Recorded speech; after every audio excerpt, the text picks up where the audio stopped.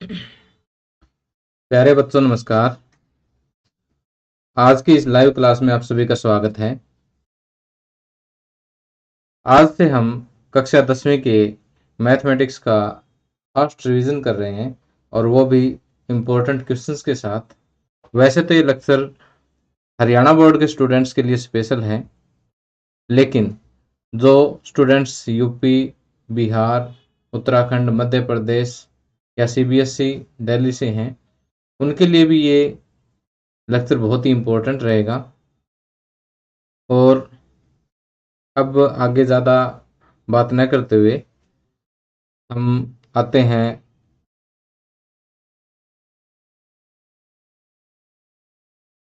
अब हम बात करते हैं मैथमेटिक्स के फर्स्ट चैप्टर रियल नंबर्स, जिसको हिंदी में कहते हैं वास्तविक संख्याएं। वास्तविक संख्याएं जो है एचबीएससी में 4 अंक का जो है इसमें से क्वेश्चन पूछे जाएंगे। और यदि हम बोर्ड की वेबसाइट पर दिए गए सैंपल पेपर का एनालिसिस करें तो हमें पता लगता है कि सैंपल पेपर में 4 क्वेश्चन पूछे गए हैं और चारों ही क्वेश्चन एक एक अंक के यहाँ पर हमसे पूछे गए हैं। तो देखिए कि हम सैंपल पेपर को ध्यान में रखते हुए तैयारी हमें ज़रूर कर लेनी चाहिए। इसलिए जो है मैंने सन 2013 से लेकर के 2020 तक के जितने भी एमसीक्यूज हैं उनको मोस्टली आज के लेक्चर में मैंने आपको डिस्कस करवाना है। तो वन बाय वन मैं यहाँ पर आपको डिस्कस करवा रहा हूँ। तो देखिए कि आप अपने कमेंट्स जो है वो मुझे देते रहना साथ के साथ। अब यहाँ पर जो फर्स्ट टाइप के हमारे से क्वेश्चन पूछे जाते हैं एग्जाम में, वो जैसे आपको कोई भी रेशनल नंबर दे देंगे इस तरह से डेसिमल के रूप में और उसको पी बाई क्यू के फॉर्म में लिखना होगा। ठीक, यानी हमें एक परिमेय संख्या जो है इस तरह से दशमलव के रूप में दी होगी और उसको पी बाई क्यू के रूप में लिखना होगा। तो जैसे यहाँ पर हमें पहला क्वेश्चन दिया हुआ कि 0.375 को पी बटे क्यू के रूप में व्यक्त कीजिए। तो देखिए कि 0.375 इसको अगर पी बाई क्यू के रूप में लिखना है तो बिल्कुल आसान है। 375 पहले सीधा लिख दीजिए, जहां पर पॉइंट है ना उस पॉइंट की सीध में आपने 1 लिखना है। आगे देखिए 1 2 3 डिजिट रह गए तो 1 2 3 ही आपने क्या लगा देनी है, 0 लगा देनी है। तो इस तरह से ये जो है इसका सॉल्यूशन आ जाता है। कई बार इसको जो है मल्टीपल चॉइस क्वेश्चन में इस तरह से भी लिख देते हैं 375 बटे 10⁻³ ठीक है, आपको ये ऑप्शन भी जो है मिल सकता है। या फिर इसको जैसे आप देख सकते हो कि 25 पे कट हो जाएगा।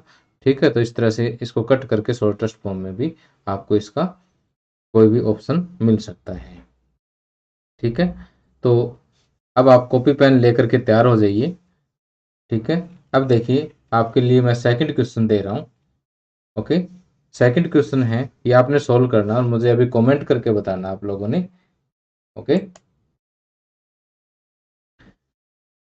कि 0.104 को पी बाई क्यू के रूप में व्यक्त कीजिए। वेट कर रहा हूं मैं आपके कमेंट्स का।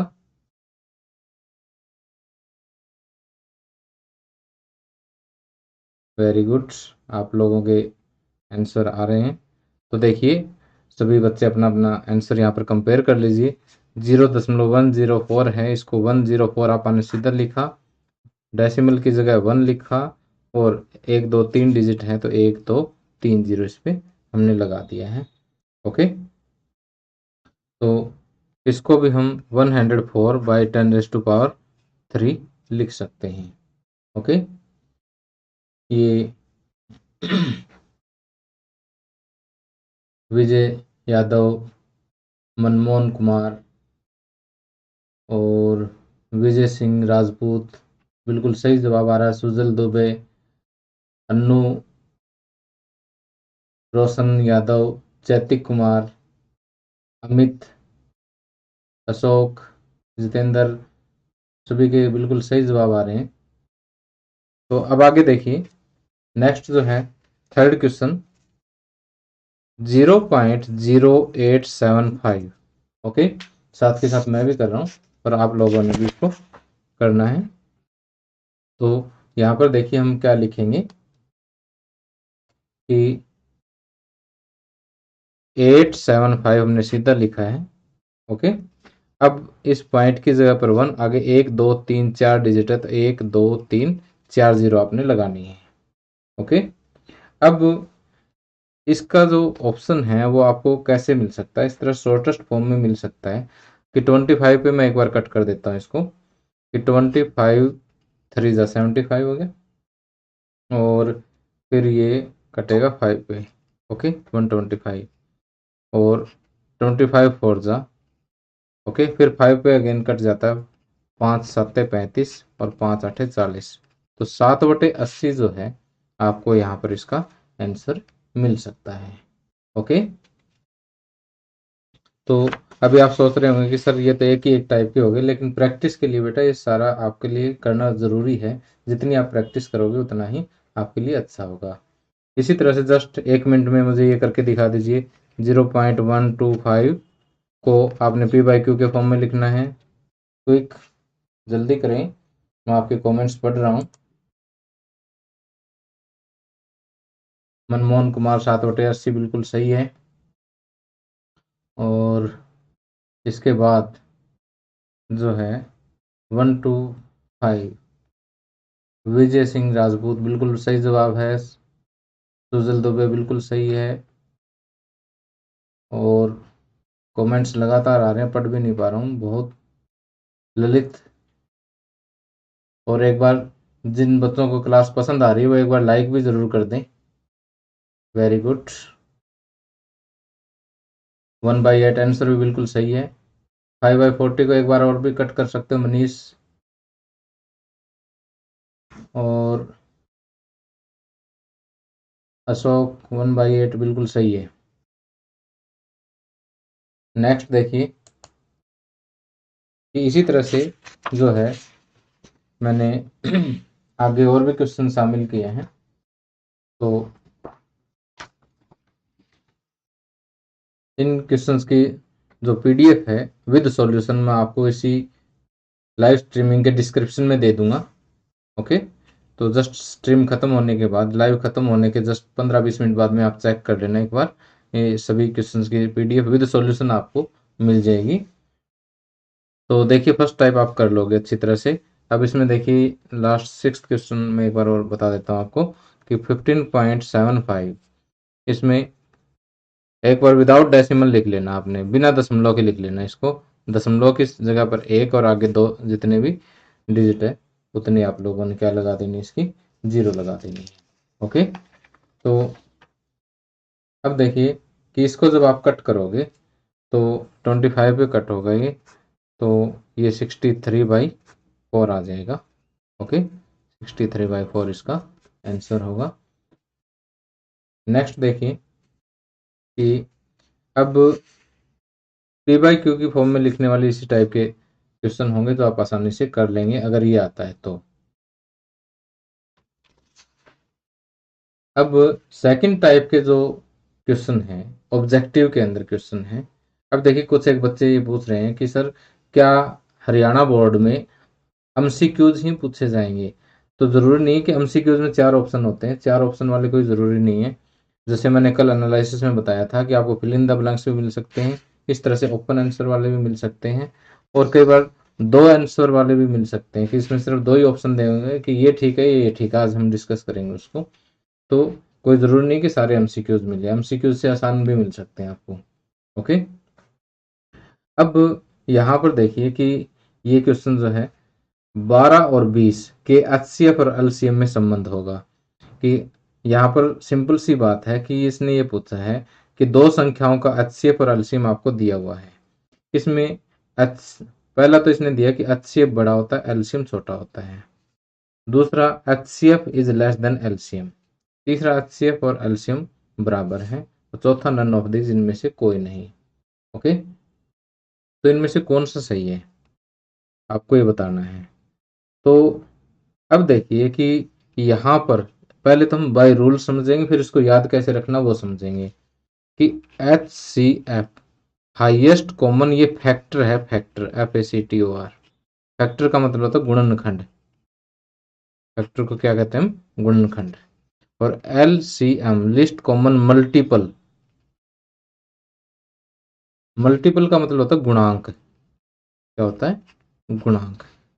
अब जैसे गुणांक का मतलब क्या है, जैसे आप किसी की बात करें, मान लिया 15 कोई भी संख्या है, 15 के गुणांक क्या है? 15 की जो टेबल पढ़ते हैं ना, 15 एकम 15, 15 दूनी 30, 15 तीन 45, 15 चौकी 60, ये आगे जितने भी 15 की टेबल आती है ना आगे, ठीक है, यानी 15 को आगे गुणा करते जाओ, 2 3 4 5 6 7 8 9 10 11 12 किसी से गुणा करते जाओ, ये सारे इसके गुणांक हैं ये सारे, ठीक है। और गुणनखंड क्या है कि संख्या 15 किस किस से भाग होती है? 1 से भाग होती है, ठीक है, 3 से होती है, 5 से होती है, तो ये इसके गुणनखंड है। तो सिंपल सी बात है कि गुणनखंड छोटा होगा और गुणांक बड़ा होगा। तो ये इस तरह का साइन देखो कहाँ है, HCF is less than LCM, ठीक है। अब कई बार अगर बच्चे भूल जाते हैं ना, तो रट्टा मारने का तरीका बताता हूँ एक, कि एच एच इंग्लिश अल्फाबेट्स में 8वें नंबर पे आता है, और एल एल इंग्लिश अल्फाबेट्स में 12वें नंबर पे आता है, ठीक है। अगर ABCD में पढ़े तो 8वें नंबर पे एच आता है, एल 12वें नंबर पे आता है। तो 8 छोटा होता है, 12 बड़ा होता है, बस ऐसे आप इसका साइन लगा दीजिएगा, ठीक है। आगे 8वां क्वेश्चन जो सेम रिपीट है, ओके।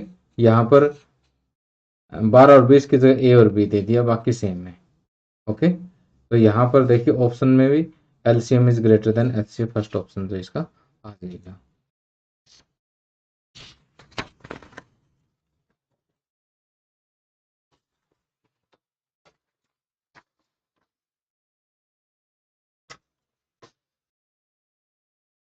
आगे देखिए सेकंड टाइप में जो क्वेश्चन है वो इस तरह से आपको दो संख्याओं का HCF भी ज्ञात करने के लिए कह देगा। HCF ज्ञात करने के लिए हम क्या करते हैं?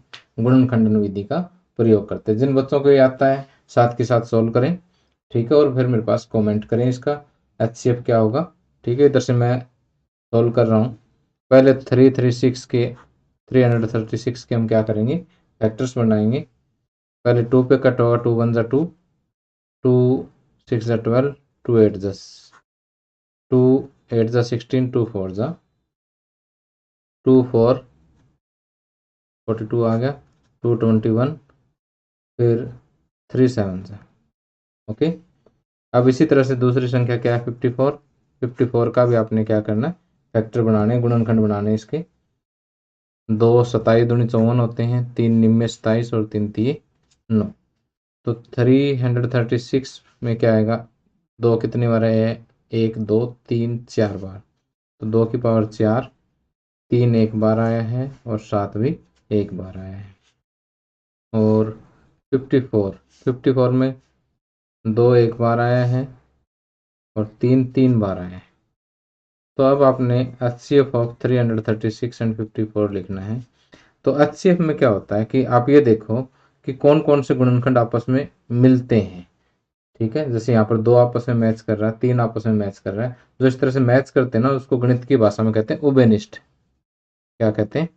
उभयनिष्ठ, ओके। तो उभयनिष्ठ गुणनखंडों की सबसे छोटी घात लेनी है अपन ने। उभयनिष्ठ गुणनखंड 2 है, इसकी सबसे छोटी घात क्या है? 1, तो 2 की घात 1, ठीक। और इधर से उभयनिष्ठ गुणनखंड क्या है? 3, और इसकी सबसे छोटी घात कितनी? 1, तो 2 तिये 6 जो है इसका HCF आ जाएगा, ओके। तो इसी तरीके से आपने जो है आगे स्क्रीन पे आपको क्वेश्चन नंबर 10 दिखाई दे रहा है, 10 सभी बच्चे सोल्व करेंगे। और मैं देख लेता हूँ अभी कि किस किस बच्चे ने सोल्व किया है ये। तो रेंजर बैड बॉय, हाँ, बड़ा प्यारा नाम रखा है। 6 आंसर बिल्कुल सही है। सुजल दुबे का बिल्कुल सही है। ललित भक्ति सेंटर का बिल्कुल सही है। विजय सिंह राजपूत का बिल्कुल सही है। और जैतिक कुमार बिल्कुल सही है। सचिन गौतम 6 बिल्कुल सही है। सुजल दुबे 30 किसका आंसर दे रहे हो भाई आप? ये गलत है। और अमित कुमार 1 आंसर ठीक नहीं है भाई आपका।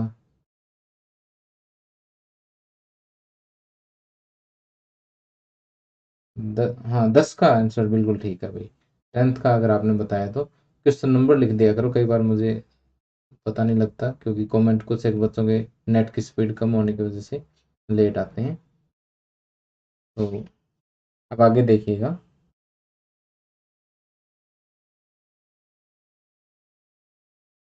जस्ट एक सेकंड में थोड़ी सी सेटिंग कर रहा हूँ, आपको टाइम लग सकता है, जस्ट 1 मिनट वेट कीजिएगा।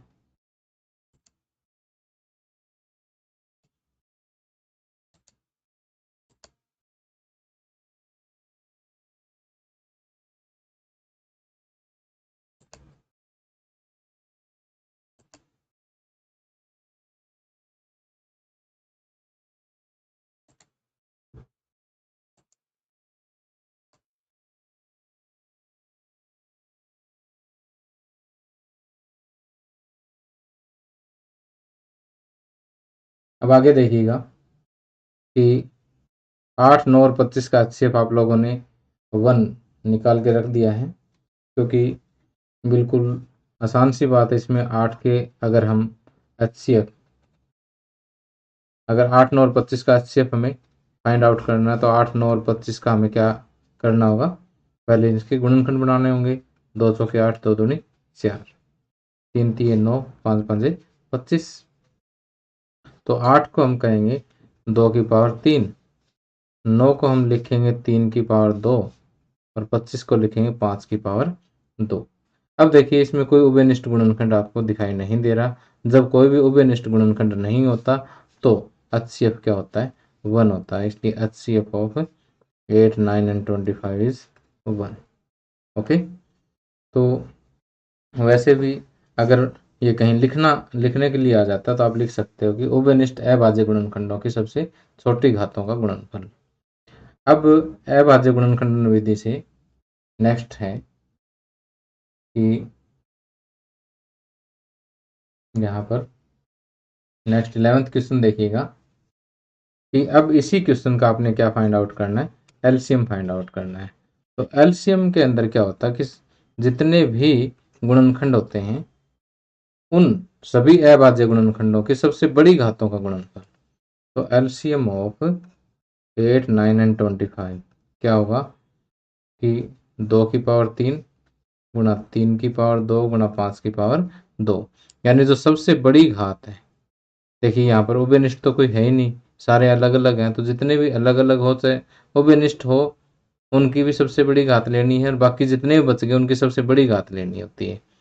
तो यहाँ पर सभी एक एक बार हैं तो इनको सभी को हमने ले लिया है। तो 8 गुणा 9 गुणा 25, जब इसकी गुणा करेंगे तो कितना आएगा, 1800 आएगा। ठीक है। अब मैं चेक करता हूँ आप लोगों में से किस किसने ये ठीक किया है। अमित सही है, प्रीति 11 का 1800 बिल्कुल सही है, जस्सी बिल्कुल सही है, जितेंद्र यादव, मनीष और बिल्कुल सही चल रहे हैं आपके आंसर। आई थिंक दैट आप इंजॉय कर रहे होंगे क्लास को। अभी इसके अलावा आपका कोई और सुझाव हो तो मुझे वीडियो इसके लास्ट में आप कमेंट कर देना। ठीक है, चलो आगे बढ़ते हैं। अब देखिए कि एक बहुत ही इंपॉर्टेंट टाइप हमारे सामने आ रही है यहाँ पर कि आपको दो संख्याएं दे रखी है 306 और 657। इनका HCF आपको दे दिया है, उनका एलसीएम फाइंड आउट करना है। तो इसका जो सूत्र है, सूत्र क्या है कि दो संख्याओं का गुणनफल, दो संख्याओं का गुणनफल किसके बराबर होता है, एलसीएम गुणा HCF के बराबर होता है। या फिर आप इसको उल्टा भी कह सकते हो कि एलसीएम गुणा HCF बराबर फर्स्ट संख्या, ठीक है, पहली संख्या गुणा दूसरी संख्या। ओके। तो देखिए यहाँ पर चार चीजें होगी, एलसीएम, HCF, पहली संख्या और दूसरी संख्या। इन चार में से कोई भी तीन दे करके आपसे चौथी पूछी जा सकती है। कि जैसे यहाँ पर आपसे HCF पूछ लिया है तो HCF क्या होगा, पहली संख्या गुणा दूसरी संख्या, पहली संख्या गुणा दूसरी संख्या। HCF पूछा तो डिवाइड बाई LCM आ जाएगा।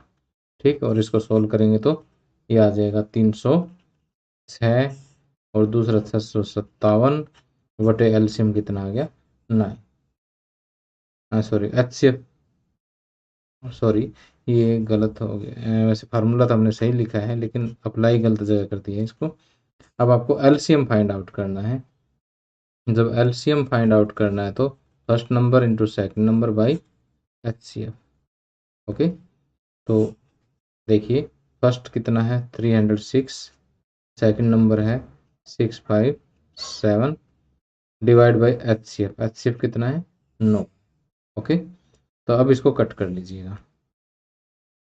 तो इसको जब हम कट करेंगे तो क्या आएगा 9 7 63, 2 बच गए 27, 9 30 27, 306 और 73 की आप गुणा कर लो।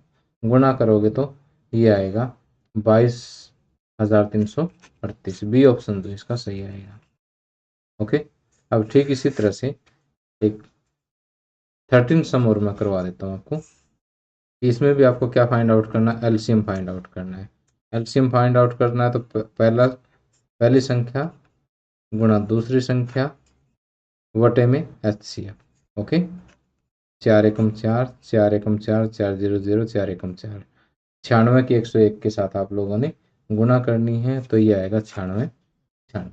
ओके, अब आप लोगों के लिए क्वेश्चन है, फटाफट सॉल्व कीजिएगा इसको और मुझे कमेंट करके जवाब दीजिएगा।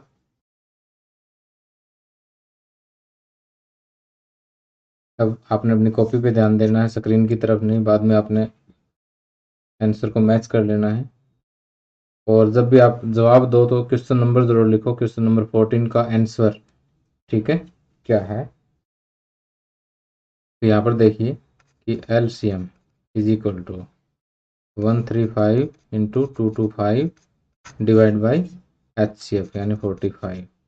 अब 45 3 जा, ओके, 3 को 225 से मल्टीप्लाई करोगे कितना आएगा 675 आएगा। यानी सी ऑप्शन जो है इसका करेक्ट होगा। अब आप लोगों में से किसने इसका जवाब सही दिया है देखिए, रेखा सेन 675 बिल्कुल सही है और रेंजर सी बिल्कुल सही जवाब है। 14 का आंसर 1125 ठीक नहीं है भाई। और विजय सिंह राजपूत बिल्कुल सही जवाब है आपका। और ओम प्रकाश 675 बिल्कुल सही जवाब है। अर्चना यादव सी ऑप्शन बिल्कुल सही है। शिवम तिवारी 675 बिल्कुल सही है। अमित गुप्ता आपका बिल्कुल सही है। अरुण यादव 675 बिल्कुल ठीक है। बड़ी खुशी हो रही है कि आप लोग बहुत अच्छा जवाब दे रहे हो और उम्मीद करता हूँ कि अगर इसी तरह से आप मेहनत करते रहे बहुत अच्छे अंक आप परीक्षा में प्राप्त करोगे। चलो नेक्स्ट आपकी और प्रैक्टिस करवा देता हूँ मैं। आगे 15th क्वेश्चन आपकी स्क्रीन पर है।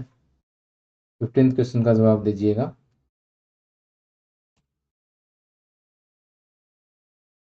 यहाँ पर 72 और 120 का एचसीएफ 24 है तो एलसीएम इसका फाइंड आउट कीजिएगा।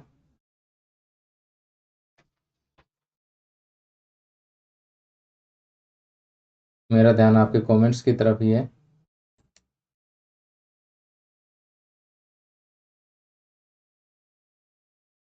फिफ्टींथ का मनीष बिल्कुल सही जवाब है। विजय सिंह आपका भी बिल्कुल सही जवाब है। और पप्पू कुमार सिंह 15 का सी बिल्कुल सही है। रॉयल कोचिंग सी बिल्कुल सही है। संजय दुबे आपका भी बिल्कुल सही है। शिवम तिवारी यूपी बोर्ड के लिए, बेटा देखिए ये आपके यूपी बोर्ड के लिए भी इम्पोर्टेंट है क्वेश्चन। और लास्ट में मैं आपको यूपी बोर्ड के लिए कुछ एक्स्ट्रा बताऊंगा जो हरियाणा बोर्ड के सिलेबस में से कटा हुआ है लेकिन यूपी बोर्ड में है। तो आप क्लास में लास्ट तक बने रहें और ये भी तैयारी करें। दीपक कुमार 15 का सी बिल्कुल सही बता रहे हो आप। नेक्स्ट जो है इसी तरह से मैंने आपकी प्रैक्टिस के लिए क्वेश्चन नंबर 16 और 17 यहाँ पर दिए हुए हैं। तो जैसे मैंने आपको बताया कि इसका पीडीएफ जो है आपको इसी वीडियो के डिस्क्रिप्शन में मिल जाएगा, ठीक है, और विद सॉल्यूशन मिलेगा। तो आप लोगों ने वहाँ से देख करके इसकी प्रैक्टिस कर लेनी है। अब देखिए आगे हम नेक्स्ट टाइप डिस्कस करते हैं। तो पहली टाइप हमने क्या, टाइप 1 में हमने क्या देखा कि आपको कोई भी एक नंबर जो है वो इस तरह से डेसिमल के रूप में दिया हुआ था, उसको पी बाई क्यू के रूप में लिखना था। ये हमारी पहली टाइप होगी। सेकंड टाइप जो है हमारी एचसीएफ एंड एलसीएम पर बेस्ड होती है। और थर्ड टाइप जो है यहाँ पर देखिए कि अभाज्य गुणनखंडों के रूप में एक कोई भी एक संख्या दी होगी और उसको अभाज्य गुणनखंडों के रूप में व्यक्त करना है। तो जैसे यहाँ पर एक आसान सा सम दिया हुआ है 38-25, ठीक है। तो इसके देखिए इस तरह से हम फैक्टर बना लेंगे। तो अगर किसी संख्या के अंकों का जोड़ 3 से भाग होता है तो वो संख्या 3 पे कट हो जाएगी। 3 + 8 11 + 2 13 + 5 18, 18 3 से भाग होता है ना, तो 3 पे कटेगी ये। 3 एकम 3, 3 दूनी 6, 8 में 6 गए 2, 3 7 21, 3 5 15। फिर देखो 1 + 2 3, 3 + 7 10, 10 + 5 15, 15 3 से भाग होता है फिर भी कट जाएगी। 3 चौके 12, 3 दूनी 6, 3 5 15। अब 4 2 6 5 11, 11 3 से भाग नहीं होता तब 3 पे नहीं कटेगी, लेकिन लास्ट में 5 आ गए तो 5 पे कटेगी। अभी 5 8 40, 5 5 25 और 5 17। तो देखिए इसको हम लिख सकते हैं कि 3825 बराबर 3 कितनी बार आया, 2 बार, तो 3 की पावर 2। 5 कितनी बार आया, 2 बार, तो 5 की पावर 2 गुणा में 17। ठीक। अब आप कहोगे सर कि ये क्वेश्चन तो बिल्कुल आसान होते हैं। ठीक है, आसान तो है लेकिन फिर भी प्रैक्टिस ज़रूरी है इसकी, क्योंकि अगर हम अगला क्वेश्चन देखें ना तो 5005, ये हमारे एनसीईआरटी के क्वेश्चन है लेकिन आए हुए हैं कई बार पेपर में। अब इसको अगर आप देखो एक बार तो 5 कट गया, 5 से कट गया आसानी से, लेकिन अब ये जो है बहुत सारे बच्चे ऐसे जल्दी से टेबल नहीं इसकी कवर कर पाते कि किस पे कटेगा, ये 7 पे कटेगा ये। ठीक है, क्योंकि 5 पे तो कट नहीं सकता, तो अगली अभाज्य संख्या आपने ट्राई करनी है। तो 7 एकम 7, 3 शेष बच गए, तो 3 30, 7 चौके 28, 2 बच गए, 7 3 21। अब 143 जो है फिर 11 पे कटेगा। ठीक है, 11 एकम 11, 11 3 33। तो 5005 के अभाज्य गुणनखंड 5 × 7 × 11 × 13। तो अब देखिए कि इसी तरह से मैं आपको अगला क्वेश्चन दे रहा हूँ। ठीक है, तो इसके अभाज्य गुणनखंड लिखने हैं, आपने जवाब कैसे देना है। जैसे जैसे मान लीजिए इसी क्वेश्चन का जवाब देना, तो 5005 बराबर 5 × 7 × 11 × 13। यानी गुणा अगर आपसे कमेंट में नहीं लगती तो आप 5, 7, 11, 13 ऐसे करके एक बार मुझे कमेंट करके बता दें। अगला क्वेश्चन जो है क्वेश्चन नंबर 15 में आपको दे रहा हूँ।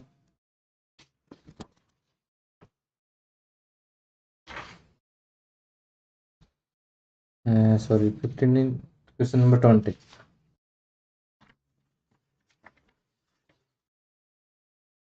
क्वेश्चन नंबर 20 देखिए आप कि इसमें 7429 को अभाज्य गुणनखंडों के गुणनफल के रूप में व्यक्त कीजिए।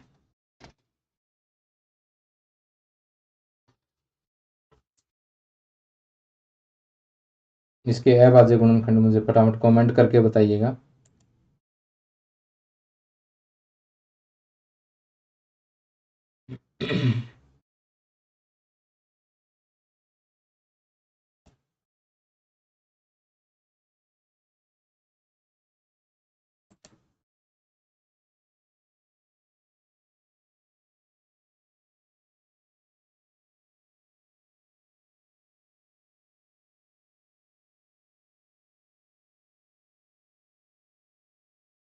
अतुल, बिल्कुल सही जवाब है आपका।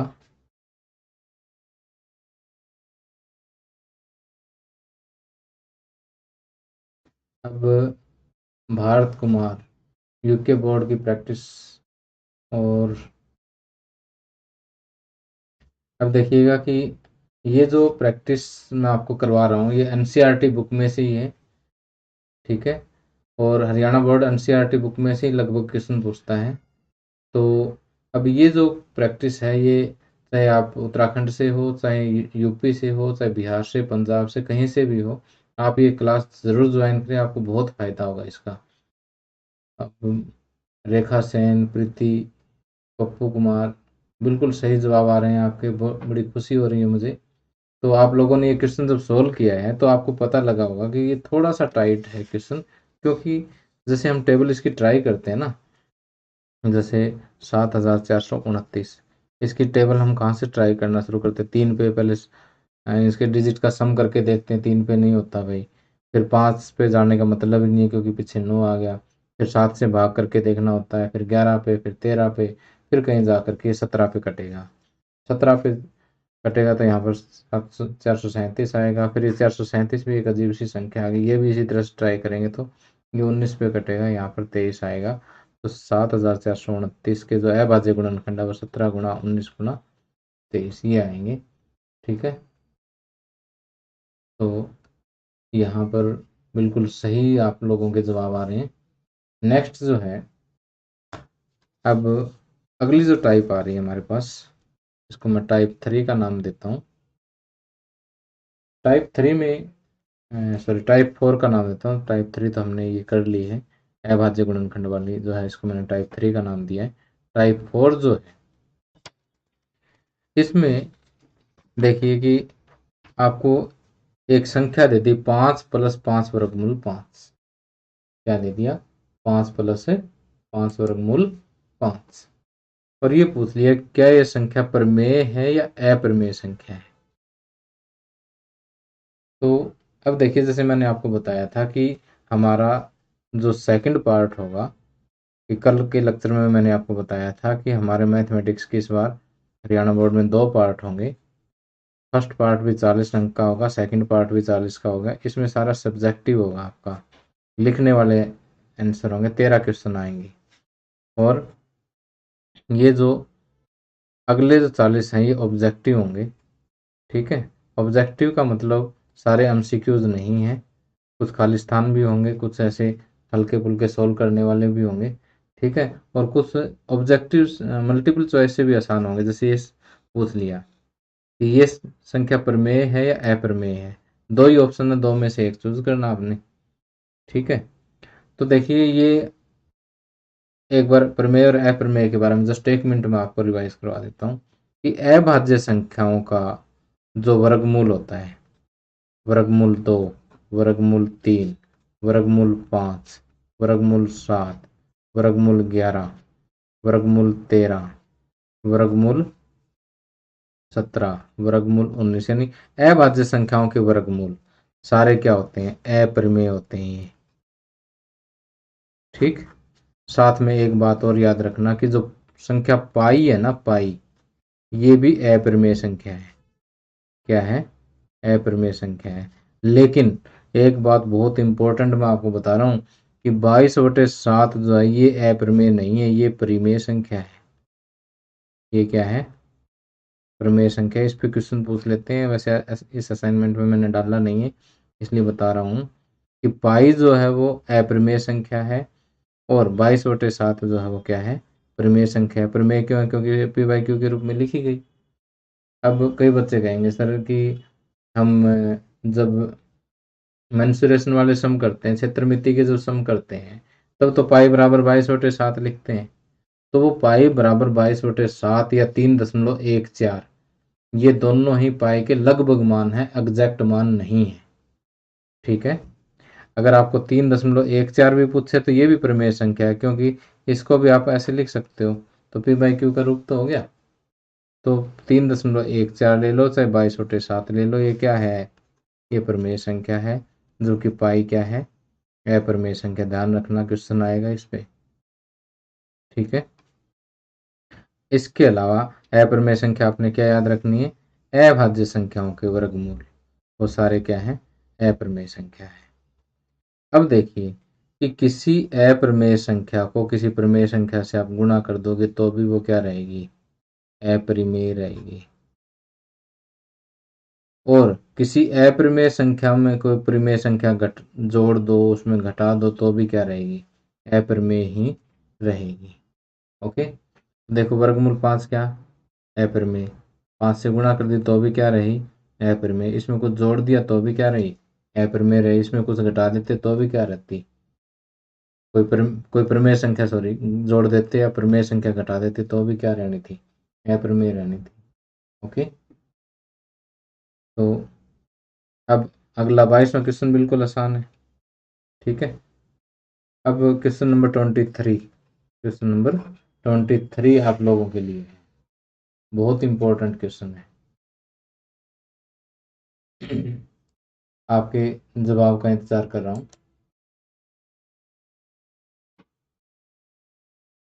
22 का डी बिल्कुल सही है, मुझे 23 का जवाब चाहिए।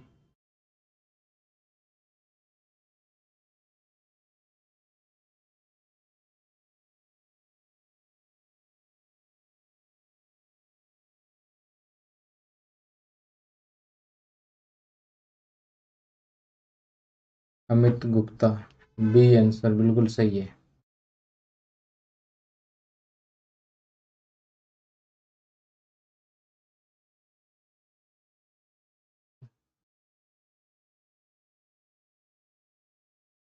तेईस का बी,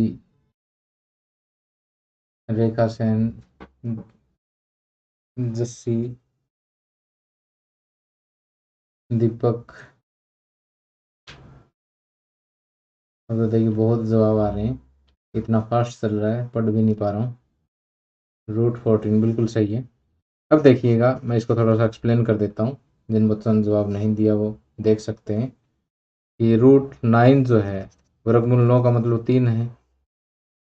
वर्गमूल 14 का मतलब 14 को मैं लिख सकता हूँ 2 गुना 7, तो वर्गमूल 2 गुना वर्गमूल 7। 25 का वर्गमूल 5 हो गया, 36 का वर्गमूल 6 हो गया। 3, 5 और 6 ये देखिए पूर्णांक है या प्राकृत संख्या, प्राकृत संख्या है तो ये क्या होगी, परिमेय होगी। एक, तो ये तीनों क्या होगी, परिमेय संख्या होगी। लेकिन यहाँ पर वर्गमूल 2 और वर्गमूल 7 दोनों ही क्या है, अपरिमेय संख्या है, तो वर्गमूल 14 क्या हो जाएगी, अपरिमेय संख्या हो जाएगी। ठीक, अब हम बात करते हैं टाइप 5 की। तो ये हमारे ऑब्जेक्टिव क्वेश्चंस की लास्ट टाइप है। तो यहाँ पर देखिएगा कि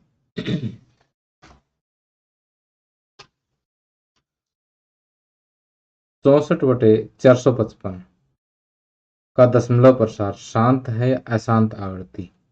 अब देखिए कि जो भी परिमेय संख्या है, यहाँ पर मैं एक बात ध्यान से बता रहा हूँ, उस पर ध्यान देना कि हमारे पास वास्तविक संख्याएं कितने प्रकार की, 2 प्रकार की होती है, परिमेय संख्या या अपरिमेय संख्या। ठीक, यानी वास्तविक संख्याएं 2 प्रकार की होती है, कौन कौन सी, परिमेय संख्याएं और अपरिमेय संख्याएं। अगर इनके दशमलव प्रसार की बात करें ना, तो प्रमेय संख्याओं का दशमलव प्रसार कैसा हो सकता है, शांत हो सकता है या अशांत आवृत्ति हो सकता है, अशांत आवृत्ति हो सकता है। ये क्या चीज होती है, अभी एक बार जस्ट 1 मिनट में एक्सप्लेन करता हूँ। शांत का मतलब है कि जैसे मान लिया आपने 2/5 लिया, यानी 2 को 5 से भाग देना आपने। ठीक है, 5 चौके 20, यानी 0.4, 0.4 इसका आंसर आ गया। 2.5 को 0.4 कह सकते हो, यानी एक डिजिट के बाद ये सम खत्म हो जाए इसका। 2/5 यानी एक पॉइंट के बाद क्या है, सिर्फ एक ही डेसिमल प्लेस है। तो इस तरह से अगर खत्म हो जाए कहीं भी इसका सम, तो वो शांत दशमलव प्रसार कहलाता है। जबकि अगर आप 1/3 की अगर हम बात करें, तो एक को आप 3 से भाग दोगे तो 3 3 9, फिर एक बच गया। इसी तरह से 0.333 आता रहेगा और कभी खत्म नहीं होता। जब ये खत्म नहीं होता तो हम पीछे 3 बिंदियां लगा के छोड़ देते हैं इसके, तो ये अशांत कहलाता है। और क्योंकि रिपीट हो रहा है, ये बार बार इसकी आवृत्ति हो रही है, रिपीटेशन हो रहा है, तो इसको हम कहते हैं आवृत्ति, अशांत आवृत्ति। ठीक, अशांत का मतलब नॉन टर्मिनेटिंग, कभी खत्म नहीं होने वाला। ठीक, टर्मिनेटिंग जो खत्म हो जाए। ठीक, तो प्रमेय संख्याओं का दशमलव प्रसार या तो शांत होता है या अशांत आवृत्ति, जबकि अप्रमेय संख्याओं का दशमलव प्रसार हमेशा अशांत और अनावृत्ति होता है। अशांत अनावृत्ति का मतलब है कि वो कभी खत्म भी नहीं होगा इसका दशमलव प्रसार, और रिपीट भी नहीं होगा हर बार। जैसे आप भाग वो जैसे इसकी वैल्यू निकालोगे ना, वर्गमूल 2 की जैसे वैल्यू निकालोगे तो 1.414 और आगे बढ़ती रहेगी, ना तो कभी रिपीट होगा और ना ही खत्म होगा। ठीक है, अब मैं इसके ज़्यादा डिटेल में नहीं जाता, इतना आपने याद रखना है, इम्पोर्टेंट है एग्जाम के लिए। अब हमारे पास क्वेश्चन ये आता है कि आपको एक प्रमेय संख्या दे देंगे। प्रमेय संख्या में ऑप्शन तो दो ही है कि दशमलव प्रसार कैसा होगा, तो आपने इसको बिना सोल्व करे बताना है कि इसका दशमलव प्रसार शांत होगा, अशांत आवृत्ति होगा। तो यहाँ पर देखिए कि जो संख्या आपको दे रखी है ना, उसका हर देखना पहले तो। ये अगर आपस में कट होते तो कट कर लो, पहली बात ध्यान रखनी है कि अगर ये कट हो सकती है तो इसको आपने क्या करना है, कट कर लेना है। और कट नहीं होती तो उसका, या कट होने के बाद जो इसका हर है ना उसको देखो। हर के आपने क्या करना है, अभाज्य गुणनखंड बनाने हैं। ठीक है, 5×9 = 45, 5×1 = 5, 7, 13×7 = 91। तो 455 के अभाज्य गुणनखंडों में 5, 7 और 13 आ गया। ठीक, तो यदि हर के अभाज्य गुणनखंडों में क्या आए, संख्या 2 आए, संख्या 5 आए, ठीक है, या तो सारे 2 हों उसमें, या सारे 5 हों, या 2 और 5 हो, 2 और 5 के अलावा और कोई अभाज्य संख्या आ गई ना इसके गुणनखंडों में, तो उसका दशमलव प्रसार क्या होगा, अशांत आवृत्ति होगा। तो यहाँ पर 5 के अलावा संख्या आ गई, अभाज्य संख्या आ गई 7 और 13, तो इसका जो दशमलव प्रसार है वो अशांत आवृत्ति होगा। ठीक, समझ में आ गई बात। क्या करना आपने, इनको आपस में कट कर लेना अगर कट होते हो तो, उसके बाद हर का आपने अभाज्य गुणनखंड करके देखना है। और अभाज्य गुणनखंडों में संख्या 2 और 5 के अलावा कुछ और आता है तो, अगर कोई और अभाज्य संख्या आ जाती है इसके गुणनखंडों में, तो उसका दशमलव प्रसार क्या होगा, अशांत आवृत्ति। सिर्फ 2 और 5 आते हैं तो वो शांत होगा। ओके,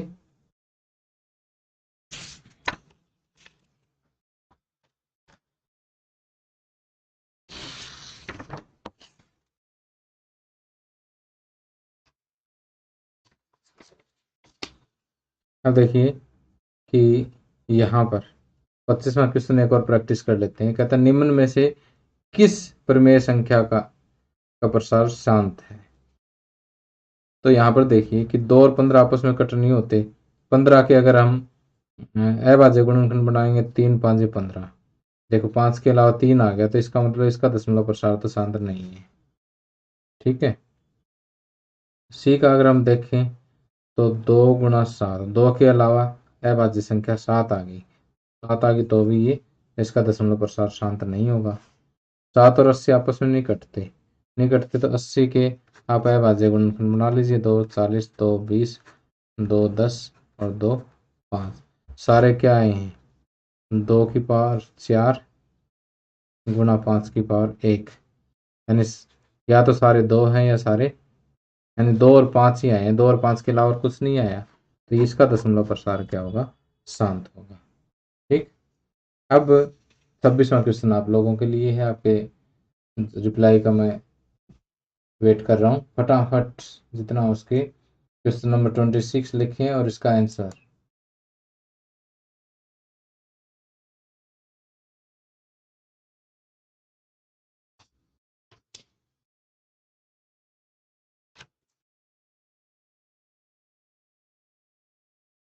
ट्वेंटी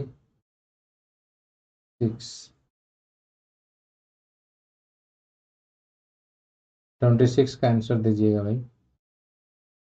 अमित गुप्ता 26 का सी बिल्कुल सही है। वकील प्रसाद सही जवाब दे रहे हो। सुरेश यादव, अमित कुमार, रेखा सेन, जस्सी, मनीष, सभी के सही जवाब है जिनके मैं नाम बोल रहा हूँ। राहुल,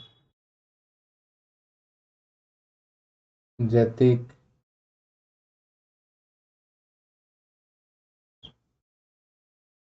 सुजल, मनमोहन कुमार, अभिषेक पांडे,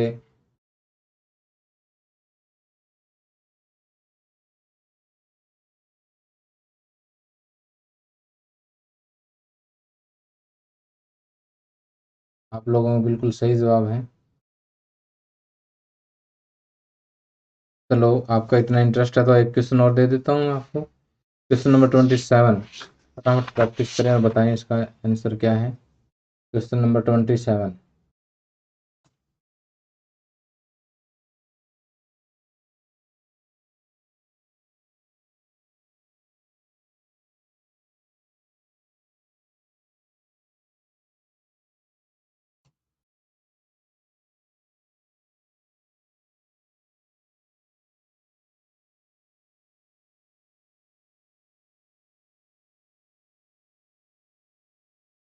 अमित गुप्ता का सबसे पहले जवाब आया भाई, उसके बाद रेखा सेन का आया है, दीपक कुमार का थर्ड नंबर पे आया है, उसके बाद ये जवाब बिल्कुल सही आ रहा है, बहुत सारे स्टूडेंट्स जवाब दे रहे हैं।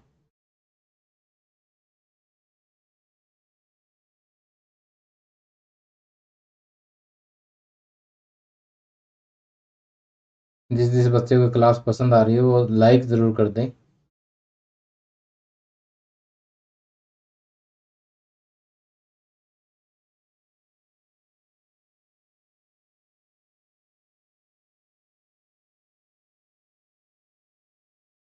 अब देखिए, आप लोगों का जवाब बिल्कुल सही है।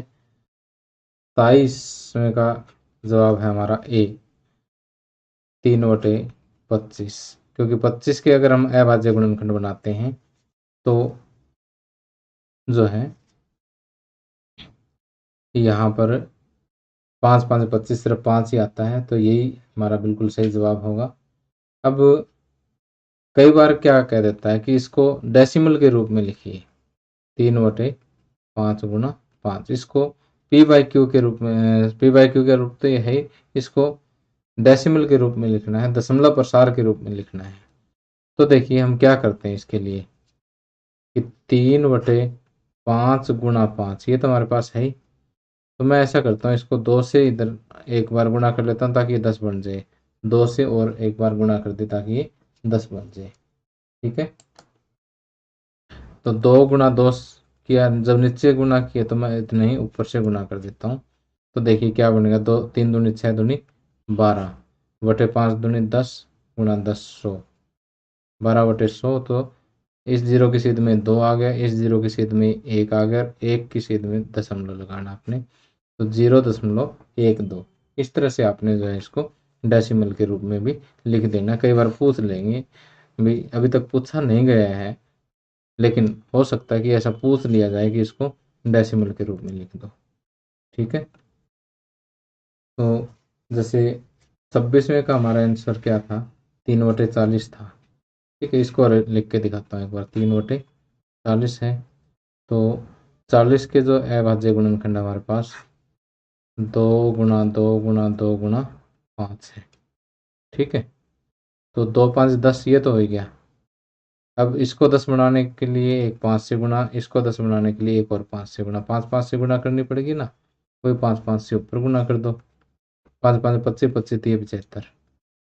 ठीक, आगे 10 10 और 10 3 बार आ गया, 10 गुना 10 गुना 10, 1000 आ गया। अब इस जीरो की जगह ये 5, इस जीरो की सीध में ये 7, इस जीरो की सीध में कुछ नहीं है, जीरो, इस एक की सीध में दशमलव लगाना आपने, 0.075। ठीक है, तो इस तरह से आप इसको आसानी से डेसिमल में कन्वर्ट कर सकते हैं। ओके, इसके अलावा अब देखिए कि अब इस बार पैटर्न चेंज होने से पहले जो आपकी एनसीईआरटी बुक की एक्सरसाइज 1.3 थी, 3 है, उसका एक क्वेश्चन हरियाणा बोर्ड में 3 अंक का हर हालत में पूछा जाता है। ठीक है, हमेशा ही। लेकिन इस बार सैंपल पेपर में आपको क्या दिए हुए हैं, सिर्फ 4 एमसीक्यूज दिए हुए हैं, तो आपने एमसीक्यू पे फुल कंसंट्रेट करना है, और जो टाइप मैंने आपको बताई है लगभग उसी में से ही चारों क्वेश्चन आ जाएंगे। लेकिन फिर भी हमें एक सेफ साइड रखनी होती है, क्योंकि पैटर्न बिल्कुल नया है। हम रिस्क नहीं ले सकते कि अगला 4 क्वेश्चन इसी में से दे। देखो 90% उम्मीद है मुझे, 90% 99% उम्मीद है कि चारों क्वेश्चन एमसीक्यूज ही आएंगे, लेकिन फिर भी हम 1% रिस्क नहीं ले सकते। इसलिए जो हमारा परंपरागत जो पैटर्न चला रहा है उसमें 1.3 के जो क्वेश्चन हैं 3 अंक के, वो जरूर कर लेने हैं। उसमें से जैसे ये कहता है कि सिद्ध कीजिए कि वर्गमूल 2 एक अप्रमेय संख्या है। अब यूपी बोर्ड है, यूके वाले हैं या एमपी बोर्ड है, उनके लिए बहुत ज़रूरी है, बहुत इंपॉर्टेंट क्वेश्चन होते हैं ये। ठीक है, तो जैसे ये कर, अगर आपने एक क्वेश्चन कर लिया तो इसी टाइप से जो है कई सारे क्वेश्चन इसके हो जाते हैं कि जैसे वर्गमूल 2 एक अप्रमेय संख्या है। इसी तरह से आपसे पूछ लिया जाता है कि सिद्ध कीजिए कि वर्गमूल 3 एक अप्रमेय संख्या है, या वर्गमूल 5 एक अप्रमेय संख्या है, या वर्गमूल 7 एक अप्रमेय संख्या है। ये सारे क्वेश्चन एक ही लाइन पे हो जाते हैं, एक ही तरह के क्वेश्चन है सारे। या फिर आपको इस तरह से कंबाइंड रूप से पूछ लेते हैं कि 3√2 एक अप्रमेय संख्या है, या फिर इनका कॉम्बिनेशन इस तरह से प्लस करके या माइनस करके पूछ लेंगे कि ये एक अप्रमेय संख्या है, इसको सिद्ध करना है। तो ये 3 अंक के क्वेश्चन हैं। ठीक है, और ये क्वेश्चन मैंने आपको पहले भी 2-3 वीडियोज़ में समझा रखे हैं। उन सभी का लिंक जो है इसी वीडियो के डिस्क्रिप्शन में आपको मिल जाएगा। ठीक है, तो मेरा आज का जो लेक्चर है उसमें मैं आपको यही कहूँगा कि जो फर्स्ट चैप्टर के जो अभी मैंने आपको क्वेश्चंस करवाए हैं, इंक्लूडिंग 1.3, जो ये क्वेश्चन मैं आपको अभी स्क्रीन पे दिखा रहा हूँ, ये भी आप लोगों ने ज़रूर कर लेने हैं।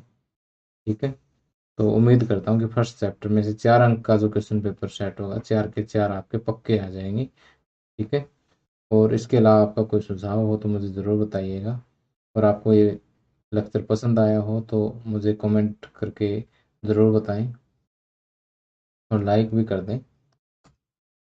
और कल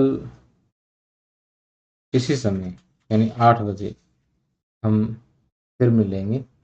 चैप्टर सेकंड नहीं करेंगे, एक बार सीधा चैप्टर थर्ड पे चलेंगे, चैप्टर 3। ठीक, चैप्टर 3 है दो चर वाले रैखिक समीकरण युग्म, क्योंकि चैप्टर 2 मैं लास्ट में करवाऊंगा। एक बार चैप्टर 2 को स्टेट्स में से कटा हुआ है।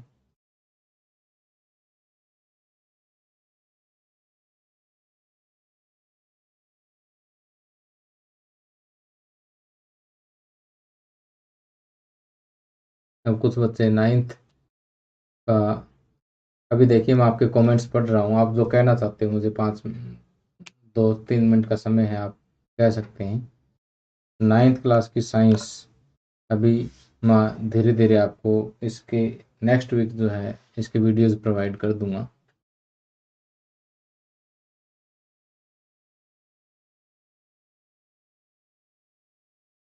अगर आपको ये क्लास अच्छी लगी हो तो अपने दोस्तों को भी ज़रूर बताना। Okay, good night all of you.